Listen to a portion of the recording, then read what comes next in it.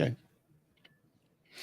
Good morning. I'm Al McFarlane, and welcome to the April meeting of the Northside Urban Coalition. Today is April 22nd, 2022, and we're here in community, Northside Urban Coalition, talking about our ongoing concerns about health and community. Our topic today, we've been at this before, but the theme is My Strength, My Health, the survey tool update. And we're pleased that we're going to have in a few minutes presentations from Dr. Robin Austin and I think from Dr. Karen Monsen, giving us an update on this phenomenal opportunity to collect data and to help us inform our movement, our strategy and community. As always, we're going to begin with, we're going to begin with a presentation update from our colleague Bill Magnuson from the 4th Precinct, a crime update. Bill, good morning. How are you? I'm doing well, Mr. McFarlane. How are you doing? I'm doing good. Good. Morning, everyone. So for Hawthorne, for April 1st till today, for Part 1 crimes, and Part 1 crimes, for those that don't know, is any time there's a crime that involves a victim. So for Hawthorne, there's been 0 homicides, 0 rapes, 0 robberies. There's been 10 aggravated assaults, 2 burglaries, 9 thefts, 3 auto thefts, and 1 arson, for a total of 25 Part 1 crimes for April so far, with about a week left. So hopefully that trend will continue to go down, and we'll see better results, better numbers. So, and then also for our summer safety plan initiative, we started doing that. Inspector Adams has met with some of our community partners about their roles in our summer safety plan, namely A Mother's Love, We Push for Peace, and River McAfee's group, 21 Days of Peace, identifying hot spots and identifying resources that they will need to be handing out to those that need some resources, and try to get some of these people to help some of these people get better on a better path. And then also we've got our mobile cameras that should be coming out soon. We've identified some hotspots for those. I think that we're going to have at least 4 coming out shortly, if not already, to our hotspots that will help tamper down on some of the crime elements. Does anybody have any questions? I have a quick comment. Thank you for that report. Just sort of a personal comment here. I think I told you, Diana, that I was sitting where I'm sitting now at my house on Thomas Avenue on a Monday, maybe 2 Mondays ago, and I heard this noise. It sounded like a big tree cracking, or like the foundation of my house shifting and breaking. And I didn't understand it. I went upstairs and checked with my wife. Did you hear it? What did you think it was? She didn't know. And after maybe a minute, came back downstairs to double check, because I really thought it was like a crack, loud crack in my foundation or something.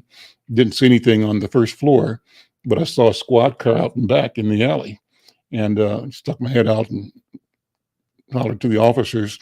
Someone had pulled up behind my garage and unloaded a clip of must have been some kind of automatic weapon. I didn't hear a pop, pop, pop, pop, pop. It was like one loud, continuous crack for a second or two. That's why I didn't think it was gunfire. But then when I got my hat and shoes and went outside, talked to the officer, I was surprised they were there that quick. And they asked if we'd seen anything. Other neighbors came out, none of us had. But the idea, but what they were picking up is 15, 20 shells in the alley. And so that's scary as heck.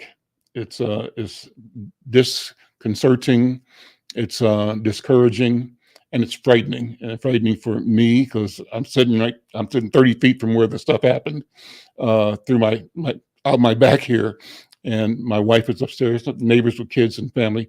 So I just say that to say the concern that communities have is real. I want to also say that I really appreciated that the officers were there within maybe 2 minutes or 3 minutes. And so, I thought that was great and reassuring that they were there. So I just want to share that story, I'm still rattled by it. Yeah. So anybody else with a comment or Okay, great. Well, Bill, thank you, and thank the colleagues, and thanks to my neighbors. And I'm happy to report that we all are safe, but I think everybody is kind of, shook up by it. Let's continue with the agenda.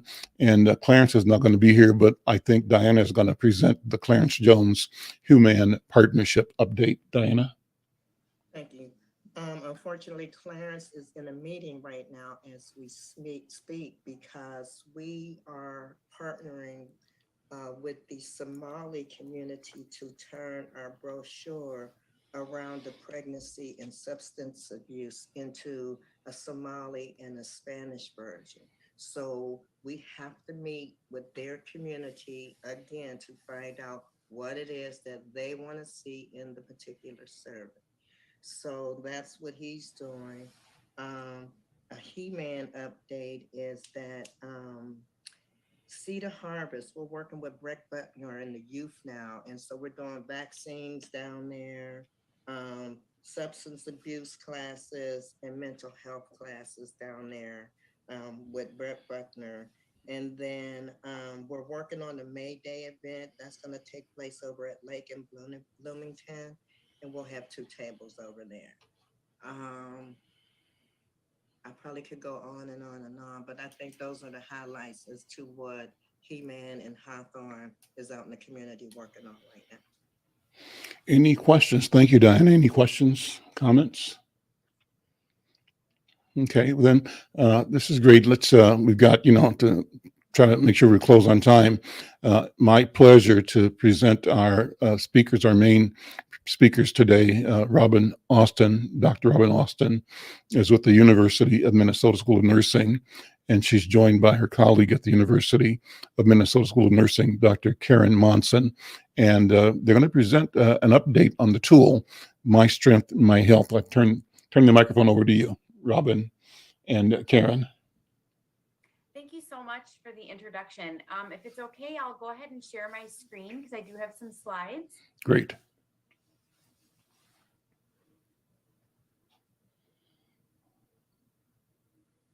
If I can get everything working here, I have multiple screens, so sometimes it can be a little bit of a challenge. Oop, not that slide. 1 second. While we're working on our technology, Yeah, thank you. Can I just say what a pleasure it is to be here with you today, and how privileged we are to be part of this community effort. And really, our as Ms. McFarlane said earlier, we've been here before. We're not going away anytime soon. We really value the ability to be in partnership. Diana, she's shaking her head. She knows we're joined at the hip. So just a million thanks for your openness and for your willingness to allow us to be of service. All right, I think I got it working. Yes, I echo what Karen has said as well. Thank you again for the wonderful invitation to come and share our work. It's always exciting to have when we have updates to share. And I know just the progression of this work has just been amazing. So happy to be here. Thank you. We'd like to acknowledge that we have several colleagues that are on this call, but others that aren't able to be here today as well. Just to really show that this work has been a progression over the last few years and how far we've come.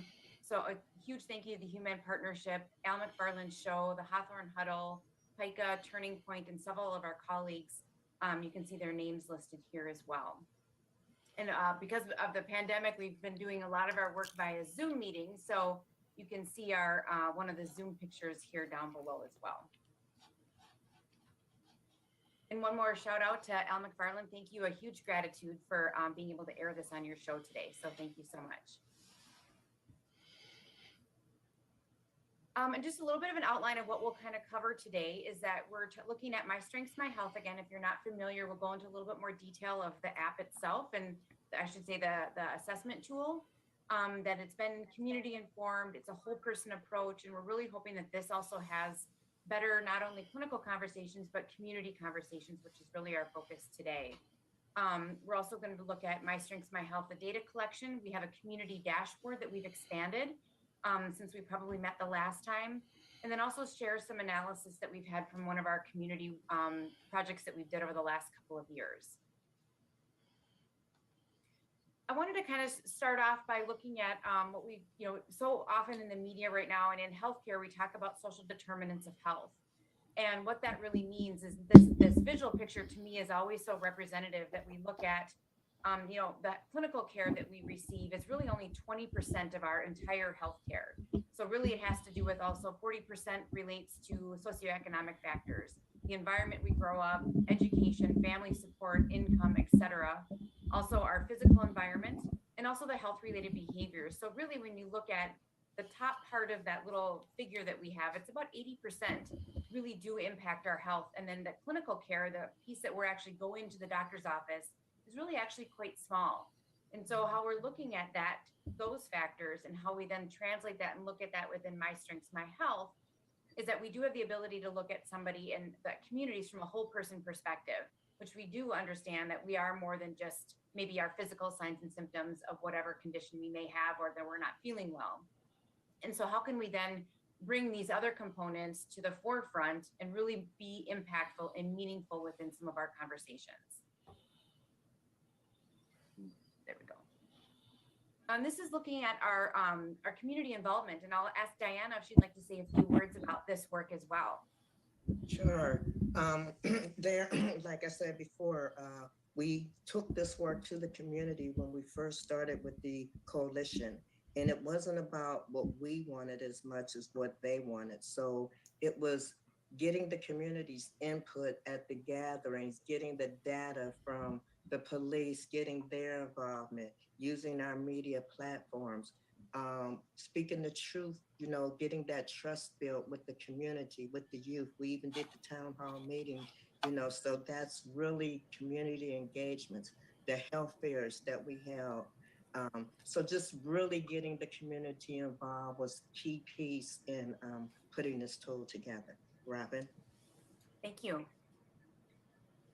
And so looking at My Strengths, My Health is that you can see over on the side, we took some screenshots of different health concepts that are in the app. And I have another picture coming up that'll show that more in its entirety, but really looking at this, but it's been developed and tested in and with communities. So not only have we asked for community feedback about, does the tool work for you, but the language within the tool as well. So we've had community meetings regarding the language, meaning, does this term resonate? And if it doesn't, what would work better?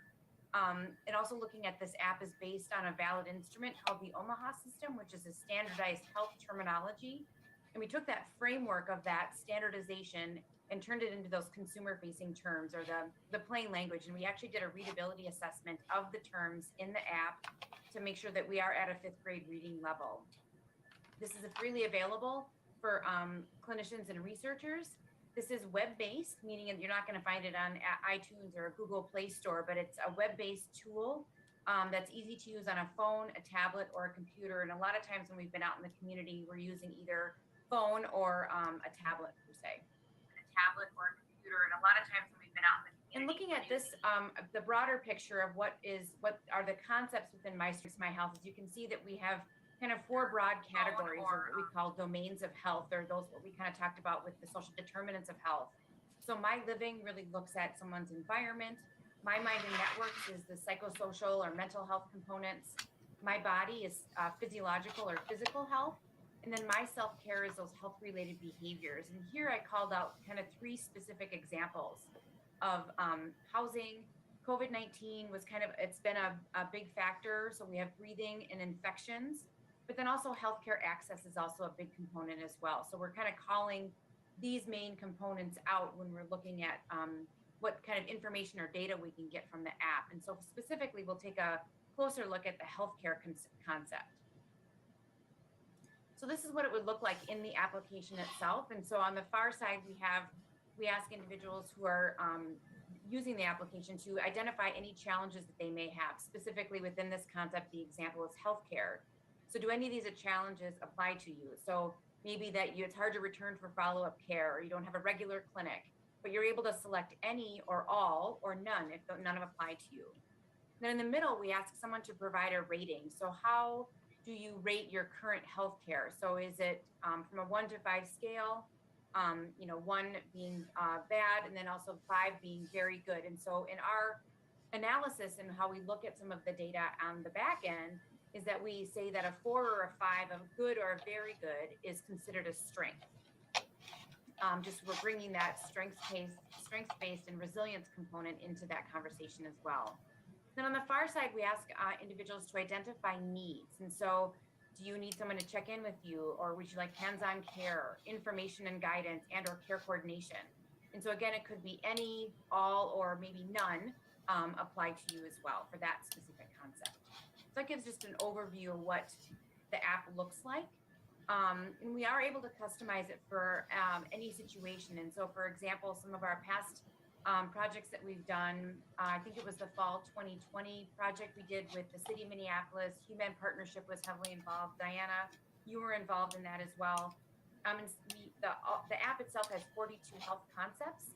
And for that specific project, we selected 13, for example. So you don't have to use all 42, but 13 were really geared and customized for the specific survey and assessment that we were looking at during that time. Remember back to 2020, seems so long ago, but it was really, COVID was really still very new at that point. And also we were looking at things from the substance use and the opioid epidemic. So not only did we have COVID, but we also had what was happening around opioids in our communities. And so that's really what we geared that assessment towards.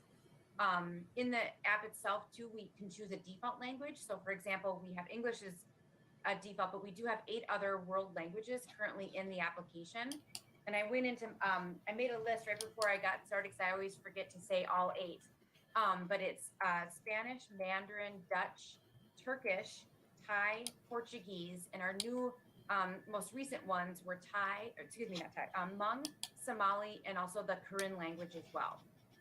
So we're excited to have those additional languages within the application. We do have the ability to have custom questions. For example, in one of the projects, we had people enter a zip code, just so then we can, again, very narrowly look at specific maybe challenges or needs and also strengths via zip code. So this is an example of a report someone would get. So this is an individual report of someone filling out the application. And you can identify in the far left where I have a star and a smiley face, that is identifying what they've identified as their own strengths. So for example, looking at My Minded Networks, they have strengths within connecting, relationships, also caretaking, moving, vision, hearing. You can see those on the far left. Then in the middle, have identified some specific challenges. And we again called out those kind of main 3 examples around housing, potentially COVID-19, and also healthcare access or just healthcare in general. So this individual identified housing around feeling safe at home at work. Maybe their home is needing some repairs, and then income was identified as well. And then around COVID-19, it was breathing. So they were having a hard time breathing, maybe needed a breathing machine and had a cough. And then you can see that they also identified healthcare, that they only get healthcare or access to care when they're sick. And then on the far right side, kind of mirroring what some of the challenges are, we've identified those health needs. And so, for example, this person was asking for more information and guidance around safe at home and work, and also some hands-on care and care coordination around some of those concepts as well. And then COVID-19, they identified they'd like someone to check in with them about their breathing. They had identified it was maybe hard to breathe or on a breathing machine, and they're asking for some additional support for that as well. And then looking at healthcare, they identified they'd like some information and guidance around healthcare, and then they've also identified needs around substance use. But we're able to take a broad kind of look at, again, this is self-generated or patient-reported is kind of what we also call it, or consumer-reported health information, that able to take a look at and really, again, hone in on some of those challenges and needs, but also what the strengths are as well. So within the application itself as well, with a license, you're able to see a community dashboard. And this is somewhat relatively new than what we've had. Maybe this is new within the last, I would say, 8 to 9 months potentially. But we're able to identify from a community level. And so for some of the projects, looking at where, just in general, overall, the overview of where strengths, challenges, and needs are. So you can see the percentages on the far left column, and you can see the green line is identifying strengths. So this community has around between 70 and 80% identified strengths, which is great. And then the purple line down below are the needs, which is around 20% have identified needs. 1 second, I'm going to move the picture out of it so I can see my screen a little bit better. And you can see that it's also across via domain. And then the red line or the orange line are challenges. And so not a lot of reported challenges for this community, but you can see that maybe there's a little bit of an uptick in challenges reported in the psychosocial domain or my mind and networks, and also for health related behaviors. This is another new community dashboard that we identified. And so this is looking at all of the, it looks a little bit kind of a squiggly, colorful mess, but you can see all the concepts that we have right here in the middle. So those are all the 42 concepts across the entire application. And this is again looking at a community or maybe a clinic or something in general over time. So this gives us the ability to look at things by a quarter. So how do maybe respiration or someone's access to healthcare or other kind of concepts change over time? And this gives us the ability to kind of then again really hone in on, we're identifying in this case on the right hand side is healthcare. So this was identifying strengths over time, that someone had relatively kind of middle of the road level of strengths, and then it really dipped down low, and then it's on the back on the uptick or the uptrend for healthcare exactly. So just kind of a broad snapshot of what strengths, challenges, and needs are. This, for example, is strengths, but again, looking at it over time by concept.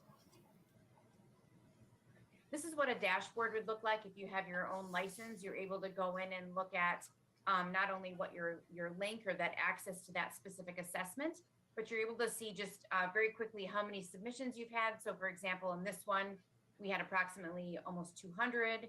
And then just identifying that within your same profile, you're able to have a number of assessments. And so we've had several projects going on at once, but each one can have their own individual link, which is really quite nice.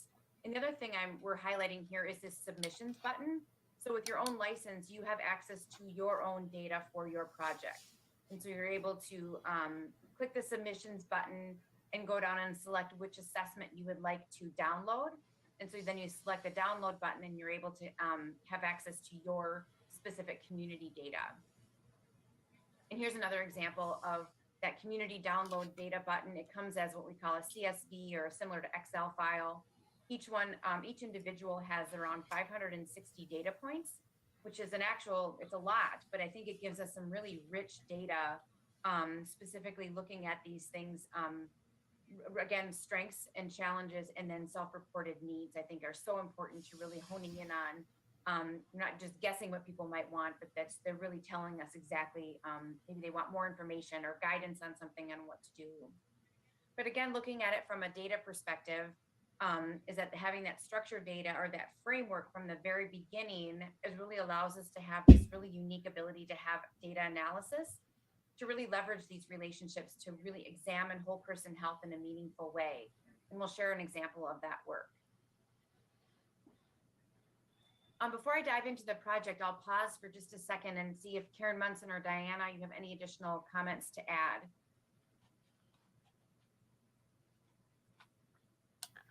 My comment is that this could look really daunting to someone in the community who wants to know better, more about the health of our people in our communities.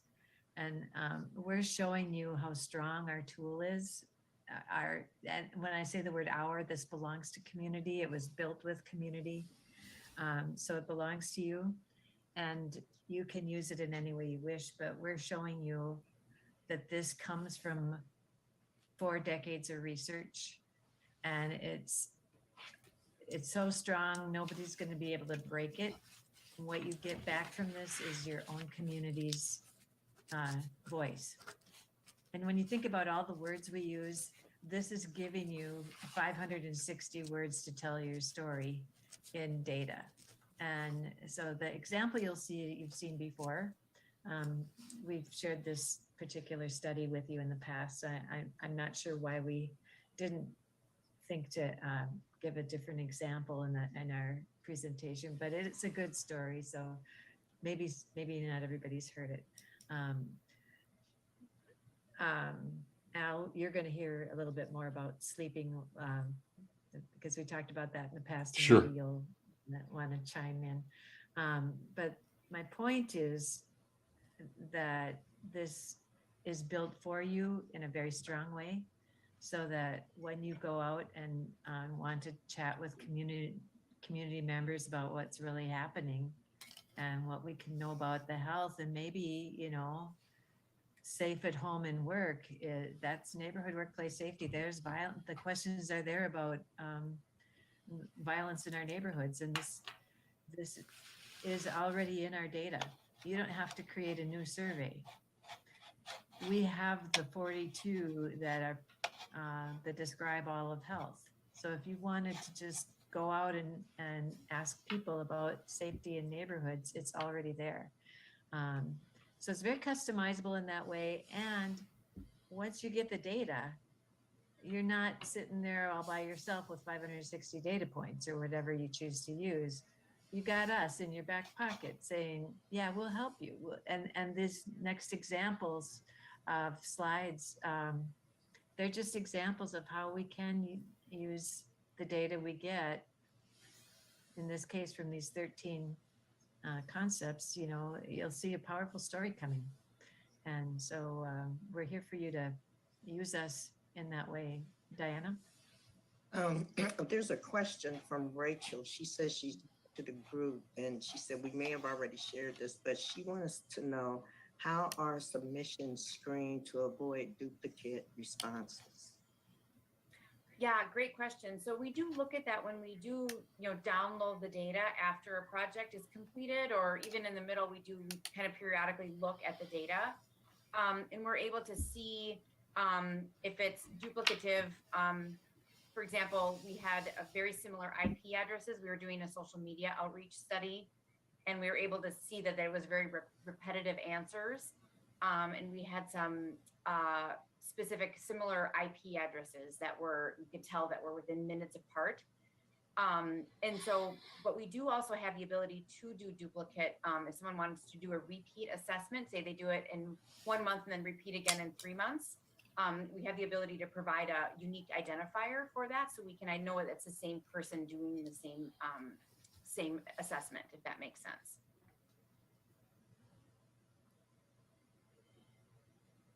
You can continue, Robin. Okay, great, thank you. So this is a project that we did in 2020, and some of you may be familiar with this. And I did refer to it a little bit earlier, that of the 42 options, we selected specifically 13 for this specific project.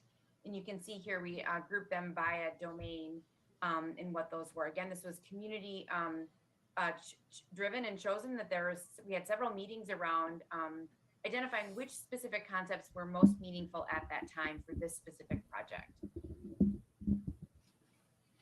And so we had, from this overall project in fall of 2020, we had over 570, or around 577 participants. And at the time too, it was, remember at the very beginning of the fall of the kind of pandemic, we were wanting to know how many people were having interactions with others, because we were still socially distanced at that time. And so people said that they lived with an average of 3 people. They interacted in person with an average of 4 to 5 people per week. But overall had strengths in an average of 7 of the 13 concepts, and had challenges in an average of 8, and then had needs in an average of 4 concepts of the 13. And so we did look at, this was a Minneapolis specific project, and so we were collecting zip codes, but we also had individuals that were not from Minneapolis completing the survey as well. So we identified those that were from Minneapolis and then non-Minneapolis zip codes. And we actually had quite a few from out of state of Minnesota, which was quite interesting as well. But overall, we're most often we're female, and then we're most often single, those that had taken or took part of this survey.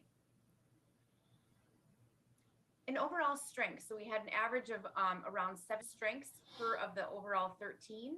And then we looked at it by went ahead by accident. Differences between Minneapolis and non-Minneapolis is that people in Minneapolis zip codes had significantly more strengths than elsewhere across all of the concepts. And then in the Minneapolis zip code specifically, common strengths were home, spirituality and faith, and then also feeling safe at home and work. And then the least common strengths identified were sleeping and then substance use. And then the challenges were an average of people had around 17 challenges overall. And then within people of Minneapolis zip codes, they had significantly fewer challenges than elsewhere. And then the most common challenges were emotions or mental health and sleeping. And then least common challenges were grief, consciousness, and then also role change. And then needs, overall, people had an average around close to 6 needs or 5.8 needs. And there were no differences in needs between those in Minneapolis and then those not in Minneapolis or elsewhere. And the most common problem related to needs were emotions or mental health, substance use, and also sleeping. And then care coordination was the most frequently needing category, meaning people wanted someone to help them coordinate their care around some of these topics as well. And then in Minneapolis zip codes, people had significantly fewer information and guidance needs than elsewhere. And looking specifically, because at this time the project was also identifying the opioid issue and then also COVID-19 at the time, we wanted to look at specifically that substance use concept in addition to Minneapolis and then those considered elsewhere as well. And so you can see that these are the challenges specifically related to substance use. So then in Minneapolis, close over 55 or close to 60% had at least one substance use challenge compared to 82% elsewhere. And the Minneapolis participants had significantly fewer substance use challenges than elsewhere. And then looking at overall, people who had at least one substance use challenge had half as many strengths, 5 times as many challenges for 4 times as many problems, and then 4 times as many needs for twice as many problems. And this is always, every time I read this slide or I stop and I think about it, it really is, hits home to me again, the need for whole person health and really identifying that having at least one substance use challenge decreases your the strengths number that someone had. And so I think that is just, it's so surprising to me. But then it also increases the likelihood of having many more challenges and also many more health needs. But then how can we then, my next step is then how can we then look at that from some outreach components and how do we identify those, what are those strengths and what are the challenges and needs specifically? So substance use needs for their 166 people in Minneapolis, care coordination was overwhelming majority need for this specific group. There were very few information and guidance, meaning people were really asking, I want more information. They were really wanting someone to help them coordinate their care. And then hands-on care and check-ins were equally needed. And then overall, we did not see differences between Black African Americans living in Minneapolis or elsewhere. And that, to quote our colleague Clarence Jones, is that we just need to help identify where to get resources. And so this was one thing that was identified from this project, is that now we're asking information from individuals, but really how do we then identify where the resources that we can specifically get to help with some of these health challenges. So Robin, can I interrupt? I think the takeaway message for me on this slide is that this is of course of deep interest to all of us, because we're looking at a time when this is like the important conversation that we all need to be having. How can we be allies and support the health of Black African American community? And the finding here that we kind of buried in our verbiage is our communities, our Black African American communities in Minneapolis had more strengths than elsewhere. And this is not what we would expect given our history with the most recent violence and concerns we have in our communities. it's a brilliant finding to have in our research, that we can say we have more strengths here than similar communities in other parts that answered this survey. And I'm just so grateful that we have this message that we can share back to community to say, okay, we do have strengths. And we, in fact, have many more strengths than other people in other places. And this is our hope, that in giving this information, you know, us as Black African American community, giving this information to ourselves, how does this inform our conversations?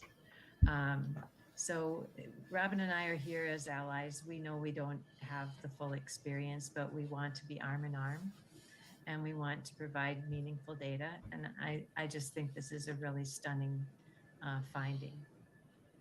So back to you, Robin. Yeah, thank you. I don't have additional things to add. I was going to invite Diana or Al to share a few words as well about this. Being now looking back, it seems like it's so it just happened yesterday, but it's really 2020 when you look at the actual date. But I'd love to hear some of your opinions as well.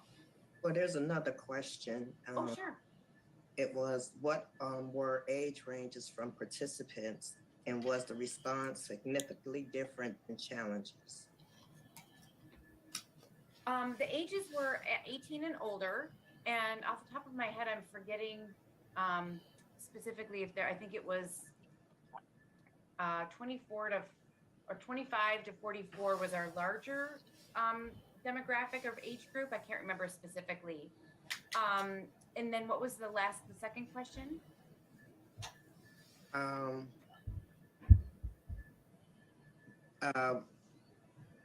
Was the response significantly different within challenges? And then there's one more question.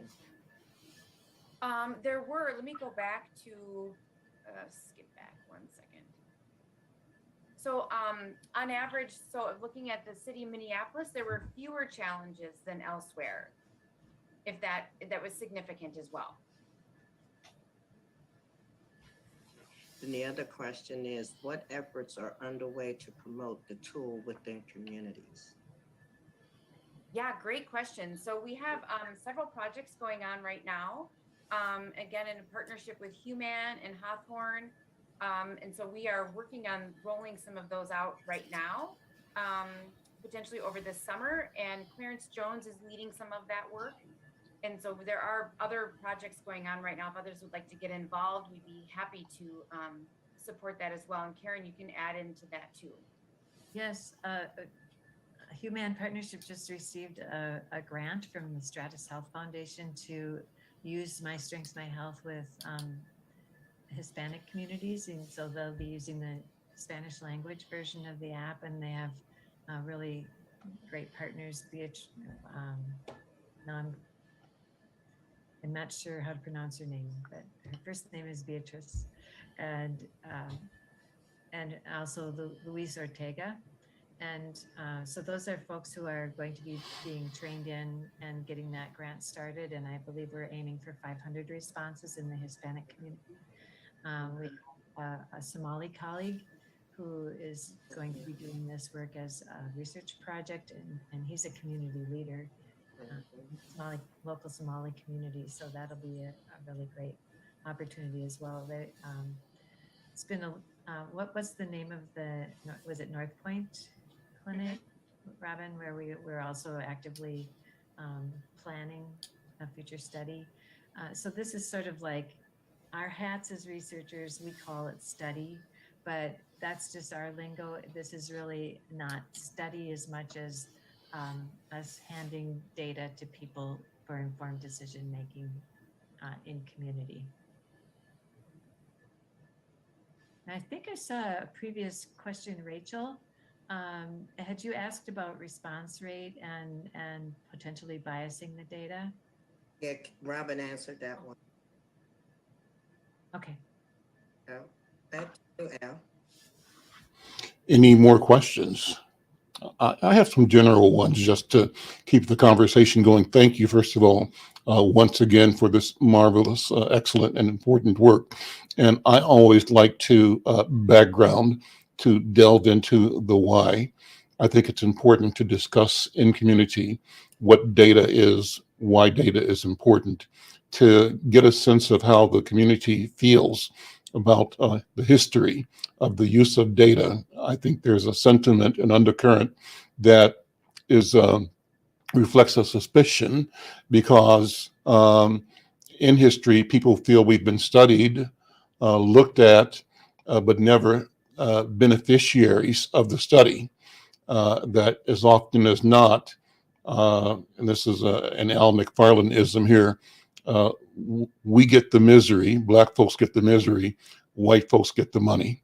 And that is something that I think we have to be able to say and challenge and ensure that what we do and why we do it and how we do it is anchored in the interest as defined by the Black community, anchored in those interests, and with intention, engaging, leveraging the best science, the best technology, the best strategy to deliver information that is useful, that's usable. So I'm sort of setting up a general framework for you guys to respond to, Karen and Robin. Talk about, the conversation behind why we are doing this work.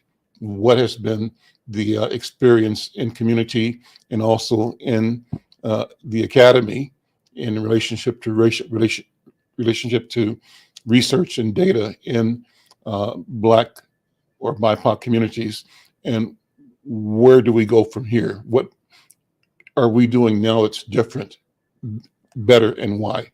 So I'll throw it, either of you guys, Robin or Karen. Well, I just love that you sort of said it already, Mr. McFarlane. This is, we took that slide out. Did we, Robin? Do we still have that slide? The differences between us, this sort of effort, joint effort, and community. Is exactly what you're saying. The idea actually was born between Mickey Eater, whom you may know, and at the University of Minnesota, and Clarence Jones at the Human Partnership, talking about what data really exists for community to make decisions, and the urgent need for community to flip this paradigm from being studied to being owners of the data, and owners and users of data, and giving that capacity to community. And we sort of entered the conversation with sort of a one-stop shop tool to like make that happen in the easiest way possible for everyone. And the thing is that, from way prior to Tuskegee, when all of this sort of was worst case scenario of studying people and creating misery, into today's paradigm of, well, you can do research if you have a grant, but then you're just going to take advantage of the people that you're trying to study and walk away, leaving them in the same situation. None of that paradigm is acceptable to us, and us being, we're in community. And we are part of community. So when we say the word we, it's about all of us. And so, really appreciate Rachel's comments as well. And to build on, what can be done when we as community own data? Well, yeah, policy, grants, knowing ourselves better, understanding we do have strengths. That there's something good about me, and what that is really exciting and fun. And how does that build the conversation? What is the narrative that underlies the way we look at ourselves and each other? And all of that is the foundation upon which we practice this partnership. I love the idea. I think maybe a dream about Dr. Monsen and Dr. Austin. What would it be like if we were able to bring into the ordinary daily vocabulary of ordinary people an awareness of both the value and the processes associated with research, data, and data-driven decision making. How rich would our lives be if we were able to share and teach with intention, and in everything we do, the scientific methodology that allows us to you know, create a hypothesis and to come up with ideas and test them, and measure them, and make decisions based on what we know, based on the data that we've gathered with intention. And so I love that you're doing this. The question then becomes, how do we, and what are the plans to get this tool into the hands of ordinary people through organizations, churches, or projects like you're doing right now? How broadly can this process expand to? And then the final question is, what do you envision as some of the immediate uses that this tool can support? Help plant the seeds, share with people how this is something that can help us do what we say we want to do, or think about how to do what we want to do. So, Yeah, I'll answer some of that as well. So thank you for this great conversation. And I would agree. I think where do we go from here? For us, it's, I think, just continuing to do what we're doing is expanding our work within My Strengths, My Health in our communities. And the more we continue to work, get our word out there, get the message out there, get the data back. And I really think these last few years and our intentionality with all of our projects is always to bring the data back. And so we talked about one of our previous meetings is that we've really been setting the foundation or infrastructure to be able to continue to do this, where this is an expectation. And this is what we do. We have a project, we give the data back, we make decisions. We're trying to set that processes in place. So that's a continual motion that we have. And I think by doing the continued work within our communities and continuing to expand, and I think some of our, we have nurse colleagues in faith-based would be another great way to reach out as well. I think we're getting the attention of our state health department, which is another way that we have solid data to come back and say, this is what community is saying. Again, to address that policy component, but also to really identify what are truly those needs, and then building programming around what community is saying around those needs. Would be, in a dream world, it would be to continue to expand and set this in policy where it's part of our whole health assessment, is that we're talking about it, that this is what we're, and consumers and patients are really asking for this kind of data for themselves. Karen, Diana, do you have additional words to add as well? I was just going to say, there again, it's not what we want to hear, but it's what the community, what they are willing to tell you. That's what makes it very important, because this is their input, not us telling them. So that's the key pieces to, when you say give back, to keep in mind that, hey, this, you as a community, this is your idea. great. Do you want to add to that, Karen? Well, there's just so many possibilities. We ask me what my dreams are. Oh my. One place we could go is thinking about how would this be useful to each person? Mm-hmm. If I had access to this link and I could take it to my healthcare provider, how would that change my conversation with that person? And then I would think, well, if I had this at my place of worship, how would that change? If I had the ability to look at the strengths, challenges, and needs, the whole person health of my place of worship, how would that change what my actions were in that service in community? And if I had access to My Strengths, My Health at my community meetings and say, we aimed for 200 participants in a neighborhood. How would that change whether or not there were gunshots in my backyard Mm-hmm. if we all had this shared vocabulary that you're talking about? So it's basically normalizing, naturalizing the tool so that it becomes a living data flow. And you know, how will the high school students in my neighborhood be able to learn to work with data because I have data at my fingertips? You know, there's 4 dreams for you. Great, great. We got about 8 minutes left. Any other comments, feedback? This is a great topic, a great presentation. Thank you so much. But I'm curious as to other members who are on the call. Any feedback, comments?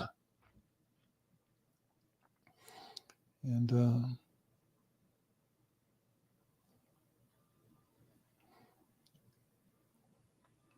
Rachel, go ahead and make your comment. So I was just wondering how the 4 domains intersect with the 8 dimensions of wellness as identified by Samson. So we got a really strong backbone inside My Strengths, My Health. It's an ontology for health. You may be familiar with that word, Rachel. That just means every single part of health is accounted for here. So when we map with other tools, there's always a good map because of the 3 years of research that went, or 3 decades of research that went into developing these 42 concepts. They're all kind of bite-sized chunks of the same size. And you saw how we kind of looked at how do they relate to the social determinants of health structure. There's also work that's been done. How did these relate to different wellness definitions as well? I don't know that I'm exactly familiar with the 8 dimensions of wellness, but you know, I'd be more than happy to schedule a time and have a look at that with you, because if that's a construct you're using in your work, let's see how it matches up. And the thing about our understanding is that we got these 42 chunks of health. They're in 4 sections. They're called domains, but we also look at it in another up and down direction, which is how good or bad is each one. And that, you know, gives a whole new perspective on how do we see all these things and how do they fit together. Rachel, you also put in the chat your question about, or made a statement about data being weaponized against marginalized communities in the past. Unpack that a little bit, because that's exactly what I was talking about. So, you know, what are your thoughts on that, and how do we avoid, or I think either Robin or Karen said, turn the model upside down, turn it inside out, and make this serve us. But what were your thoughts in making the observation, Rachel? My concern is that we have, I don't know what I want to say here,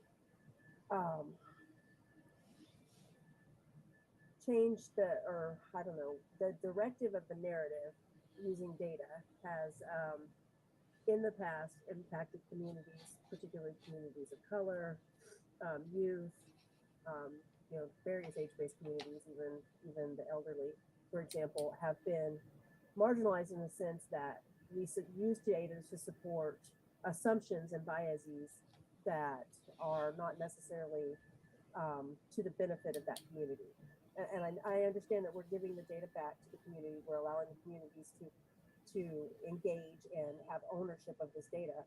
But at the same time, it seems like, one, the robustness of the data is absolutely going to be determined based on the rate of response, right? So, I mean, when we say we have 200 respondents, that's great, but we're looking at communities in the thousands and millions of people. That's, you know, not very representative, right? And where we're promoting the tools use will matter, right? But if I take this data and I say, wow, this community has largely identified this need, then that can be weaponized in the sense that because my community is African American and my community has identified criminal justice issues, then now my community is being associated as criminals because we're African American, if that makes sense. Mhm. Karen, Robin? Certainly that is a threat in many ways, and that is what we're here to counteract. And so I think it behooves us, or there's a mandate to us to act ethically and proactively to prevent anything like that from happening. We can't overinterpret our findings. We have to, this is why we provide free statistical support and free consultation to any community who's using My Strengths, My Health data. So awareness that these threats exist is why we're doing our project, and or why we have these partnerships, and we're here to serve in ethical ways to bring forth the community's voice, understanding that it does represent those people who participated, and preventing any weaponization from ever happening. I think we're at the end of our time. This has been a great discussion, a great presentation. Thanks to Dr. Robin Austin from the University of Minnesota School of Nursing, and Dr. Karen Monsen from the University of Minnesota School of Nursing. Thanks to our friend Clarence Jones at Human, and thanks to all of you who are part of the partnership between Hawthorne and Human and the university around the My Strength, My Health survey tool. Let's see, Diana, any announcements? Just the one about the solar panels. In the chat earlier with regards to the solar panels up at the North High School. They're still seeking subscribers, and they're willing to do a presentation around it. You can catch them May the 14th at the Hawthorne office from 10 to 2. We will be partnering with the neighborhood services doing testing, mask giveaway kits, and they will be doing an information session around the solar panels. Great. Any other announcements or comments? Well, hearing that, I want to thank everybody for being here, and especially thank our guests. And as always, thank you, Bill Magnuson, for your update and your work and connection. And with that, we're going to call the meeting to a close. Thank you so much. Have a great weekend. See you next time. Take care. Thank you. Recording.